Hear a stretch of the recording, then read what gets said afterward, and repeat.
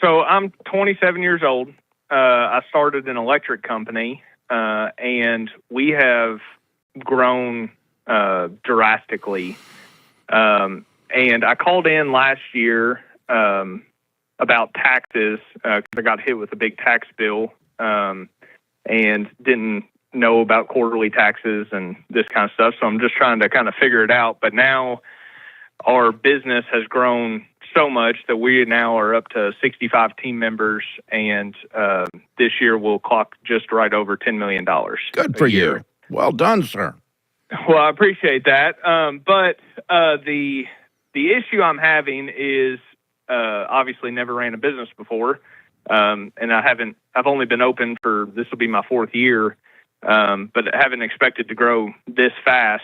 And I'm kind of lost trying to figure out how to get standard operating procedures, or with the size we are now, there's 4 or 5 people in accounting, and there's all these there's a lot of people here, there, and everywhere doing a whole lot of things, and I don't really have operating procedures, and so I'm kind of lost in how do you, I guess, back up and get all this in place, and kind of maybe how you did it, or I'm kind of lost with it. That's perfect. Yeah, that takes you from Pathfinder up into Trailblazer, which you probably would be in, except you need these repeatable processes. Systems and processes are necessary to run a business to go from 10 million to 50 million in your situation. So good for you. Good question. Mm-hmm. So give me an example of something that is chaotic that needs a new system.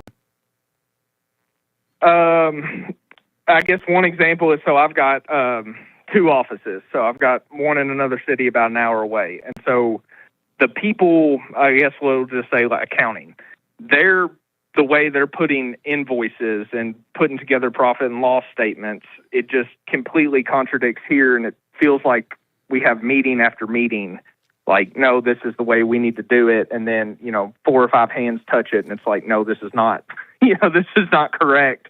Okay, so you should have a leader of accounting overall. What do you call that person? I guess we really don't have. I mean, we have, I guess, who would kind of be the head of it, but we don't really have what's that person's title? Accountant. Okay. All right. Cool. Yeah. All right. I've never really set up job titles or that kind of stuff. Well, that's okay. I just don't want, you got 4 people in each location. Are all 8 reporting directly to you? Yes. Currently, everybody reports to me. So I'm kind of pulling my hair out. There's your problem. Yes. Okay. You don't need to be running a bunch of accountants, dude. You need to be running a $10 million business. And so we need to choose someone within that group group respects and that has some people skills and that has a lot of accounting skills. Mm-hmm. And then we're going to call everyone together, appoint that person in charge of that, and say they're deputized to make both places' systems be identical. Okay, so break it up into smaller bites then. Yeah, both places has to have systems but you need someone else running it, because the problem is you herd all these cats into one room, then you open the door and they all run out. Correct. They go back to doing their old crap. That's what you said. Mm-hmm. No, but if you got a guy that's his only job is to look over all the accounting and make sure it conforms to the same system at both locations, that's his job, is to make sure that this works.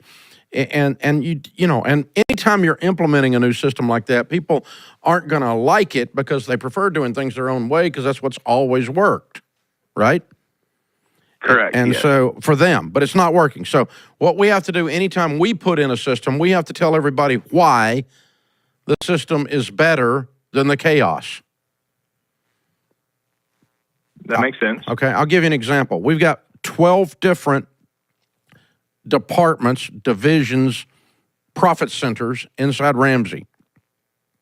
At one point, a decade ago, they all were running their own creative.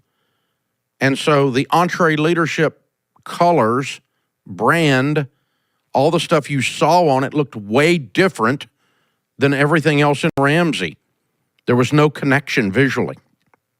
So we put a system in place for all of our creative to get on the same page, so that when you saw one Ramsey brand, you recognized it as a Ramsey brand under the umbrella. You follow me? So, but that's a system. Yes. We're putting all the creatives are dancing to the same song rather than everybody's freelancing out here in the middle of a dadgum thing, and I'm paying them to screw it up.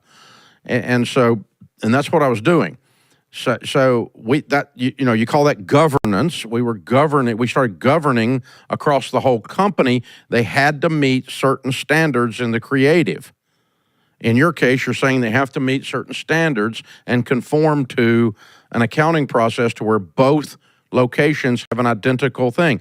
Why did we do that? We did that because the customers were getting confused as to whether or not they were actually dealing with Ramsey. Why are you doing it? Because it's very inefficient for us to have two different accounting systems. And the boss, the owner, me, I can't tell what the flip's going on. So it's necessary for everybody to get using the same system. It's going to be much more efficient, much more enjoyable for everyone involved, and I'm going to be happy. That's why we're doing it. And you tell the whole team that's why we're doing it. And I've just appointed George here. He's the new controller, and George is going to control, by God. That's his title. We're going to conform to this. I'm not going to send you back out and then you go back to doing it the way you used to do it. No, we're not doing that anymore. And then, you hold them accountable to doing that. And if you got somebody continually getting off the reservation, you dial them back in, and then you fire them if they won't come back in. Okay. You're going to do it this way if you want to stay. Yeah. Okay. So how do you pick, how do you pick that person? Do you just pick the best person that does that role, or... They need to be the best at accounting and at people skills, because now we're asking them to lead. We're not asking them to just do accounting. If they're horrible with people, they're not going to be able to herd these cats. Okay. But if they're horrible at accounting, they're not going to be able to herd these cats because these are accounting cats and they won't respect them. Think about if you got a crew in the field. And you got a 3-man team going in to do electrician work, right? And you got a senior guy on that, right? Well, he's got to know how to wire the house so he doesn't burn it down, or wire the building so he doesn't burn it down. The other guys aren't going to respect him if he doesn't know his technical knowledge. But he also can't be a butt. Yeah, he's got to have people skills to lead the crew. Same thing here, only we're not wiring a house; we're wiring a spreadsheet. Okay. Same exact process. But tell the team why. Otherwise, it sounds very corporate and bureaucratic. We're just handing down paperwork for you people to do. You don't want them thinking that. That's not what you're asking. All I want is efficiency and conformity. For the sake of the guy that owns it, you guys are driving me crazy. I'm pulling my hair out. We got to be on the same page, and that's what we said to our creatives. This is not random, like we're just dropping bombs on you from corporate. That's not what we're doing. We're going, the deal is we need this stuff to communicate to the customer. That's good for everybody because we make more profit. The customer has a clue they're dealing with a Ramsey brand based on the way the creative is done. And it's plugged in. There's a consistency to the fonts. There's a consistency to the color schemes. There's a consistency to the spacing and the way we use stuff. And we put basic creative governance guidelines in place, gave them a set of boundaries that they could play in the sandbox between those boundaries. And that's how we went through the thing. So really, really good question. Ross, I'm proud of you, man. You're killing it. Keep it up.